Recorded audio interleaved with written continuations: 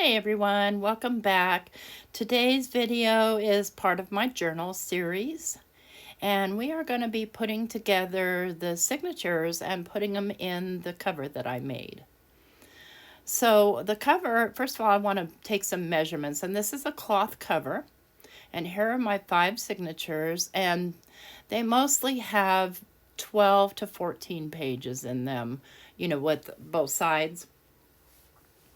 And what I need to do is I need to measure the spine here so that I can make a spine to sew them to. And the measurements, I'm going to go a little bit under from what I measure. So it looks like I've got about two and a quarter maybe.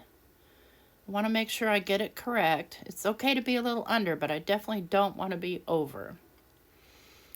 So yeah, looks to be about 2 and a quarter. We'll see. Let me kind of fold this up so I can see the fold lines here. Lay it against the ruler because the fold lines don't count as your space at all. So yeah, it's 2 and a quarter inches. So I'll cut my template at 2 inches. And then the length I already know is 8.5 inches. So I'll cut my template at 8 inches. And let's just get this out of the way. And I'm going to get a piece of, just a piece of regular cardstock to create a template here. And I'm going to cut it down with my cutter, my trimmer here, to 2 inches by 8 inches. Make sure it doesn't pull or anything so I get a nice straight cut. It doesn't really matter. And this junk journal is a true junk journal. The pages are uneven. It's craziness. So let me just make a line here because my trimmer, now I have a Big Mama trimmer, but this trimmer, normal trimmer, doesn't, I can't figure out how to cut 8 inches on it on this side. So I'll just make a mark and trim it on the mark. Simple enough. There we go. There's my piece of paper for my template. And I had done one earlier and I didn't measure the way you're going to see me measure now. And some people don't measure these at all. They just sort of eyeball the whole thing and it works out fine, but that's just not my life. So I'm going to draw a line down the side at 1/4 inch. And I'm trying to think how I can measure this because my basic space is 1.5 inches. So I'm just going to flip it over and draw a line at the other 1/4 inch mark.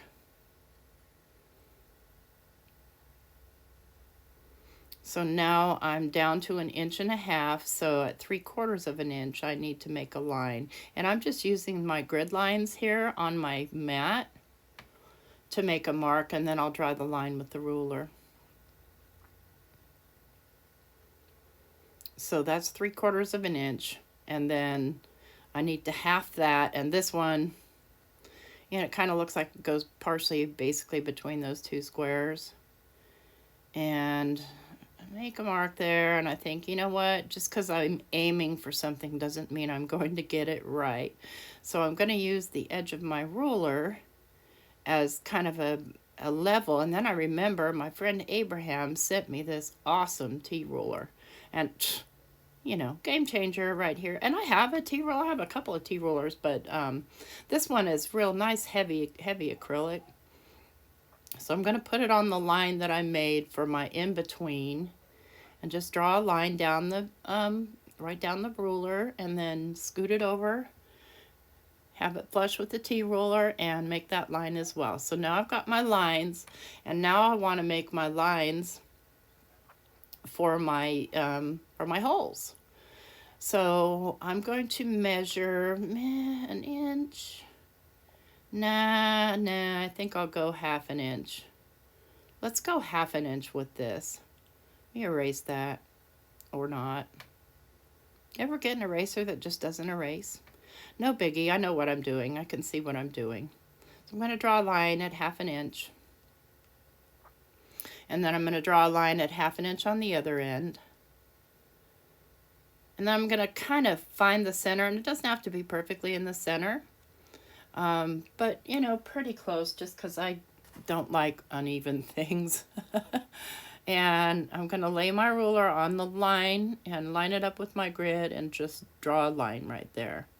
And now all I have to do is just, I'm going to make dots here on each of those cross lines.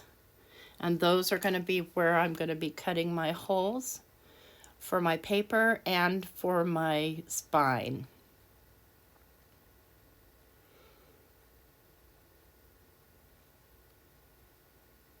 And I make them rather large so I can see them when I get them in the chomper, because the chomper, like, you have to turn your head sideways and get really down into there, and I want to make sure I don't miss. So what I'm going to do here now is I'm going to grab a piece of chipboard, because I'm going to make just a chipboard spine, and this is just a medium weight chipboard. And I'm going to cut that down also to 2 by 8, and here's where I get out my Big Mama trimmer. And she gets a little fussy on at the bottom portion of this, but you know, I can get her to plow through. So I'm just going to cut off 2 inches. So I'm going to cut it at 10 inches. That way I've got my 2-inch measure that falls off. See, I have to really fight and hold the chipboard down to get it to go at the very end, but she goes. And then I'm going to cut that piece down to 8 inches. There, I've got my chipboard for my spine, and then I'm going to go and find a piece of fabric, because I don't want just plain old chipboard. I want it to, you know, coordinate with my journal. And I have some scrap fabric, and I actually have a piece of fabric scrap from the inside of the journal that I made. The inside of the journal, of course, I darkened the fabric with ink, but I'm just going to leave this one alone. And I'll be using the Fabri-Tac glue to glue down this piece of chipboard to the fabric. And I'm just going to grab a piece of paper here so that I don't get this glue on my mat. And this stuff's really hard to get out of the bottle, by the way. I'm just going to lay glue down here, just kind of go back and forth with it. Then I'm going to take that piece of chipboard, that spare piece, and I'm going to smooth down the glue, because I don't want a bunch of lumpy lumps, and I want the glue to cover the entire piece. So there we go. Now I'll take the fabric and I'll just kind of give it a little stretch and lay it across that and smooth it out. And because I spread out the glue and it's not too thick, it's not oozing through the fabric at all, which makes me happy. So I'll pick it up and flip it over and burnish it down with my hands a little bit more. And what I'm going to need to do is I'm going to need to trim off some of that excess, because I want to fold it over. Now what the underside looks like, I don't care, because it's going to be glued down to the journal cover. But so I'm going to cut it down to, there's going to be about 1 inch left on each side. And again, not perfect, just scant. And just in case, you know, my grandmother used the word scant. And I used to ask her, well, what does scant mean? And she says, scant means a little more or a little less. Scant means imperfect. So when I say scant, that's what I mean. A little more, a little less. So that's what we're doing here. And this one is all over the place, and that's fine. I don't mind. I'm going to grab my little handmade miter tool here. And I'm going to grab my small rotary cutter. I'm going to just butt that miter tool right up against the corner edge there of my chipboard and use my rotary cutter to cut off those corners.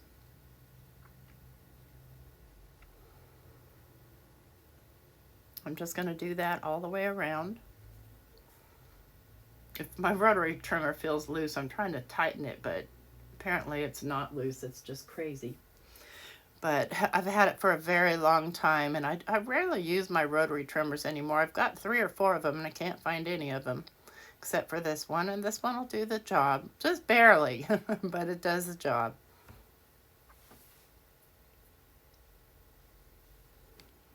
So we've got all 4 corners trimmed here, and I've sped up the video a little bit here because it just doesn't, it's really not necessary to belabor taping things down.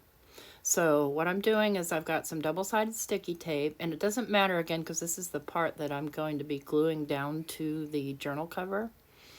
So you won't see it. I'm just basically having kind of a placeholder for that fabric.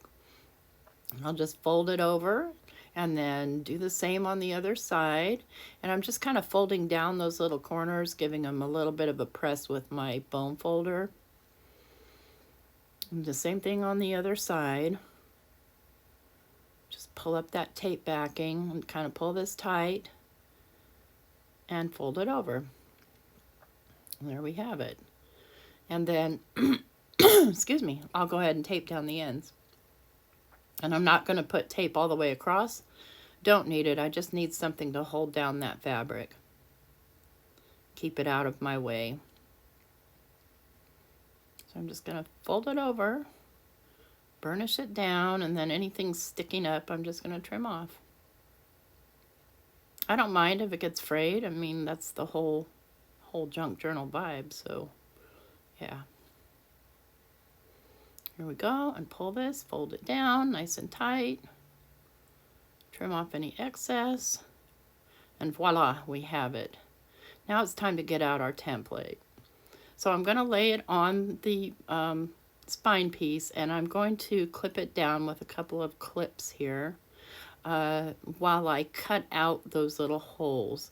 And for this, I'm using my Crop-A-Dile 2 chomper, and it's impossible for you to see, and I have to get my head way down, but I'm using the 1/8 inch and just aiming it, pushing it down a little ways so I can see it, and aiming it towards that circle. And then once it's aimed perfectly, I just punch down. This thing will punch through a lot. I have a lot of fun with it. Hey, give me that pad of paper. Let me punch some holes. So I'll just go down to the second row and do the same thing. But it also sets eyelets and stuff. And it's easier. I have the handheld Crop-A-Dile, but there's no way I'd be able to get these center pieces cut out. I'd have to cut them out with an awl, and you can certainly do that. I have one. I bought a bookmaking kit, of course.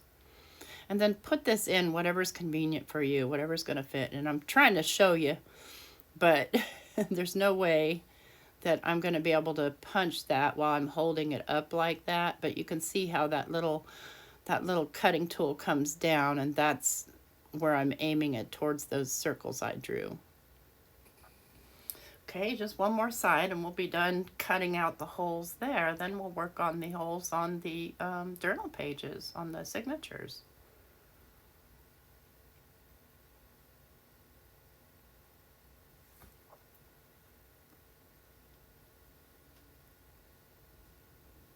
You ever count when you're doing this? I count everything. I don't know. I think it's an OCD thing. I just like to count. I don't know. So I'll pull off those clips, and there I've got my little spine.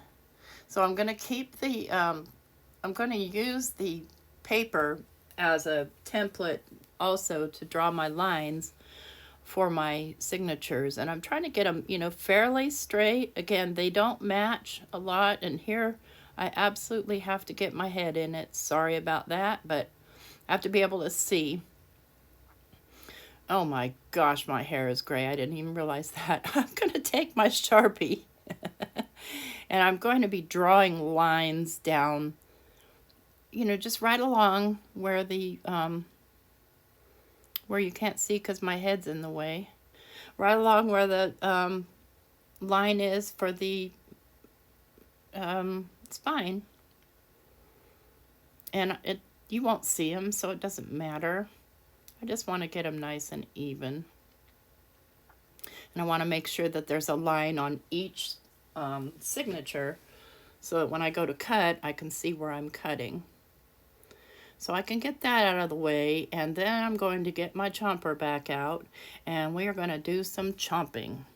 So I'll take my first signature and open it out and take a couple of big paper clips and kind of clip it together, top and bottom, so that it doesn't come apart on me when I'm chomping the holes in it.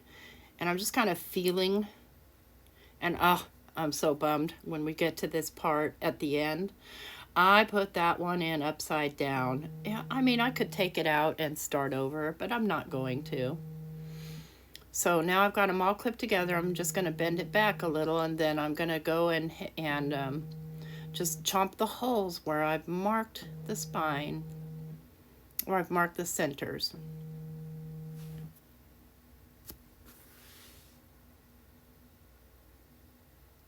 Again, you can use an awl for this, or, you know, a pokey tool, whatever you have.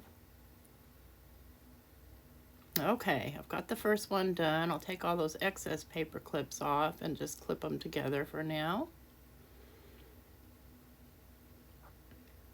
And I'll do the second one, same way. Want to make sure that I've got this clipped together on the top and bottom where the center meets. And I've got, you know, all kinds of uneven stuff going on here, so I want to make sure I get it all clipped in nice and even there. And then I will go ahead and start. That mark didn't show up very good. I want them to show up so I can see them underneath there. And what you can't see is me with my head sideways trying to see inside of there.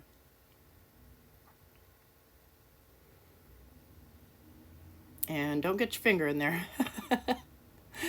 I got my finger in the backside. That hurts, so gotta be careful there. Okay, there's that one. And I'll just do one more on camera, and I'll do the rest off camera. No point in wasting your time going through all 5 of them. It's the same over and over and over again. The beauty of junk journals, they don't have to be perfect. In fact, the more imperfect, the better. Except for when you've got a whole page upside down. But since this is a journal that I'm making for me, I've decided that that upside down page is completely representative of me. So I'm not going to undo it. Obviously, I can't now because I've got the, well, you'll see. But yeah, it really gives a depiction of my life most of the time. And I'm just removing the excess paper clips. I will go ahead and be right back. Okay, so I've got my bookmaking kit here, and I've got all my signatures ready to go. I've got my spine piece, and I'm going to choose a thread that kind of, you know, speaks to me. Yeah, that one does. And I'm going to find a needle. And the first needle I get, you'll see that there's wax on that thread, and so I can thread it easily the first time, but the second time I try to thread it, nope, not happening. I couldn't get the thread through. So the rule here is kind of to cut your string. Now see, I have these flipped over about 3 times the length of the spine. And I'm keeping mine a little bit longer, and I will keep them long because I'll probably tie some dangly decorations on some of them. Some of them I'll cut off. Some of them I'll somehow integrate into the journal. So see, that hole's kind of small, and I got it through the first time, but that's going to be the only time I get it through there because of the wax. So you see, this is the page that I sewed on wrong. I didn't even bother to check to see which was top and the bottom, so don't be a me, check. And I'm just going to go through that middle hole and then go to the farthest right middle hole and pull the thread through and leave myself a good generous tail. The other thing I learned is, after doing this one, is to go ahead and clip your pages together, because they started coming apart on me and I had to go searching for the holes. So I'm going to go up and down into that next hole. You see me here fighting to get the papers on because I didn't clip my papers together, and I'm just double checking to make sure that I've got every single paper. And then I'm going to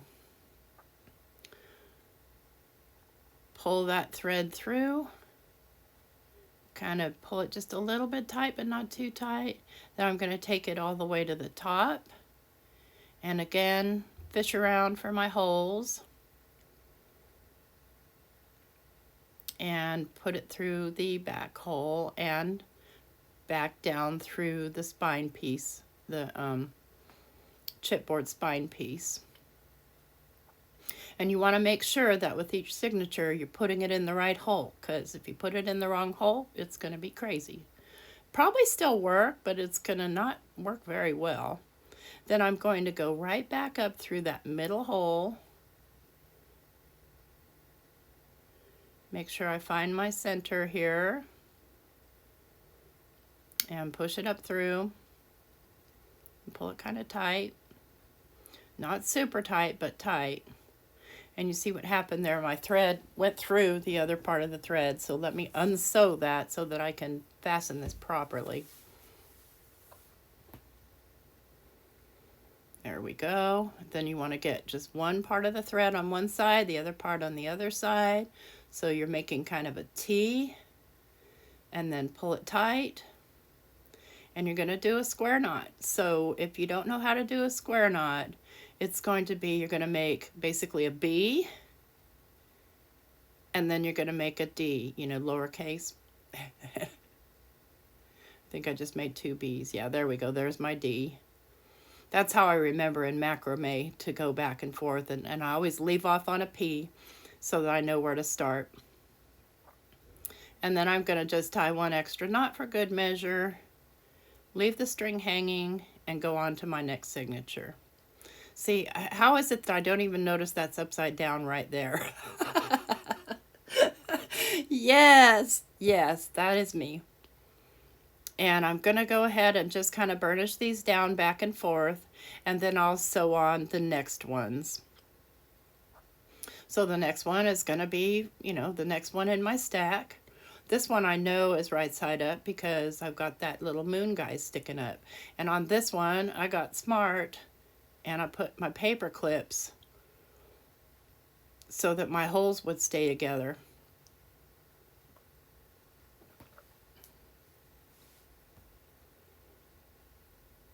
Okay, good deal. And go ahead and pull out my thread. And I'm just going to sew 2 of them, maybe 3, I can't remember. I'm going to sew some of them together on camera, and then I'll sew the rest off camera, because you've seen one, you've seen them all. See, here's the part where I fight with this needle because of the wax. I'm trying to get the wax out, but that's not happening, so I'm going to find a larger eye needle, which I know I have. We've got a nice big hole, so I don't really have to worry about the width or the circumference of the needle at all. I mean, if you have a needle that fat, boy, you're sewing together something major. Okay, much, much better. And again, I have cut my string about 3 times longer. And you want to make sure that in your if you're on the second journal or the second signature, that you're in the second hole. And that is so much faster and easier. I don't know why I didn't think of doing that before. It's not like I haven't seen a million people do this. Just, you know, my typical brain. I'll drop my needle. Make sure that it's going through all of them. And pull it without losing my tail. And go down to the bottom. You can go middle, top, bottom, or middle, bottom, top. None of that matters at all. Just get it through the spine piece and get it through the get it through all the signature pages. And I'm going to pull that just a little bit tight, and then I'm going to come back up through and come back out the center.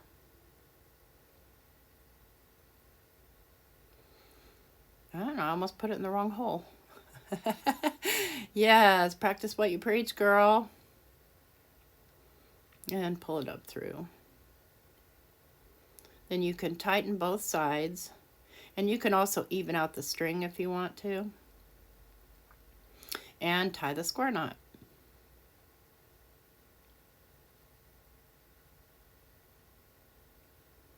I made my P and now I'm making my D. And then one more knot. And just lay that down, and I can take off my paper clips now. And I'm going to go ahead and, lay this down and move it both ways so that it gets used to moving the way I need it to move. And also in the rest off camera, and I'll be right back. Okay, I've got them all sewn in now. Got my spine all nice and neat. They're all together. I'm still not noticing that one page is upside down, but I am going to check the front and make sure I have the front on the front because I have my dollar on the front. And there's a story behind that dollar, but it's kind of private, so don't get the wrong idea. It's just kind of private. I'm just kind of eyeball measuring, making sure that everything's going to fit in here. And this will be a crocodile journal by the time it's done because we still have to stuff it once all of this part's done. But that's going to come on a later video because I want to make sure that this Fabri-Tac is 100% dry. And, you want to give a good 24 hours. It can be, kind of tacky dry, where you can move it around a little bit, but you don't want to move it a bunch. And I am putting a boatload of glue on here, bunches of it. And some will ooze out the sides, and that's okay. And I don't know if you noticed, but I spilled something gold on the inside of my back journal cover. But I kind of like it. I don't know. Yeah, give me all the weirdness. So just really laying the glue on. And these bottles are so hard to squeeze. I mean, could you do this with a hot glue gun? I don't think so because the glue starts to dry before you get any chance to do anything. With this, you have a lot of movement time. It's because it's a slow drying glue. And what I'm going to do is I'm going to lay it in and I'm just kind of eyeballing, just making sure that the top pages and the bottom pages are sort of even with the top edge and the bottom edge of the journal itself. And just kind of giving it a little pull. And then once I'm happy with the placement, I'll go ahead and start burnishing down this glue. And I just do it at first with my finger, and then I'll take my bone folder and give it a good press. And I'll wipe off any excess with my finger. And this stuff smells funny, you guys, just if you've never used it. Then I'm going to go find the in-betweens there. So in between the signature pages, and I'm going to burnish there as well. I don't know why I have a heck of a time finding the in-between of the next one. I'm like, where are you? Because I don't have an even amount of pages in my signatures. They're willy-nilly, and I'm perfectly fine with that. I like it that way. Where are you? Where are you? Okay, we're getting close. Getting close. Yeah, I cannot find that thing to save my life. Okay. There's one. We'll take it. Yeah. It doesn't really matter. It's all going to glue down. Because for one, this is fabric glue, and for the most part, I'm gluing fabric to fabric. And just checking for fit here. Looking good. I'm going to open this out, and I'm going to have it standing up. So I'm going to put a couple of heavy things on to keep those pages standing up. And that's not going to fly. It's not heavy enough. What do I have here? What do I have? Okay, I've got this bad boy. Okay, that thing's heavy. That'll hold it up. And I'm not necessarily trying to press down on the spine piece. I'm just trying to hold the pages up so they don't put any tension on my glue, and let that dry for a half an hour or so before I start fiddling around. That'll work. Okay, so we're going to let that dry for a bit, and I'll come back and we'll just do a quick flip through of what we've done so far. Okay, I'm back, and let's just do a quick flip through. Here's how it looks at the top. And then, you know, I've got my, remember we did this page together. And there's just a lot of different, there's a lot of blank pages that I still have to fill up. And this is a little envelope that I deconstructed and then covered with the abandoned paper or some sort of paper. I don't know, it's a little bit taller and I'm okay with that. This is a page that I printed out, and my printer prints stripes. Isn't that lovely? I didn't ask for stripes, it's just what it gave me. So there's a lot of, you know, pages for me to decorate here still, and then I'll leave a lot of them blank, you know, for actually journaling. I need to make a pocket on the inside front for a, see, I found a shipwreck picture, that's the other half of it. So it can have a writing board for it. And there's just a lot of random pages in here. Some I decorated, some I didn't. That's one part of an envelope. And just more of the abandoned paper, and then just some decorated paper. There's the other part of that envelope. Needs to be decorated. Most of these pages don't have anything on them.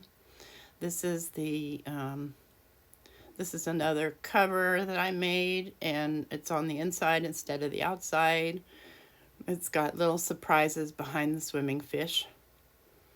And my little moon guy with his nose ring. There I've got Joe's page, and that little piece of tape right there is some tape I antiqued with alcohol ink. And that's a piece of parchment paper I sewed together as kind of a holder. And there's Jim Morrison. You know, I can't have life without rock and roll. And then here we go. Oops, that's upside down. Okay, this city never sleeps. Oh, well. Oh, my gosh. I can fix it, sort of, except that's upside down, too. It's okay. We'll live with it. And that one, you really can't notice except for all the words are upside down, so it's fine. It's fine. We're fine. I'm fine. All right, there we go. Hey, if you like this video, please give me a thumbs up. And if you'd like to see more videos from me, hit that subscribe button. And if you'd like to be notified, hit the notification bell. Thanks for watching. Really appreciate you. Have a great day.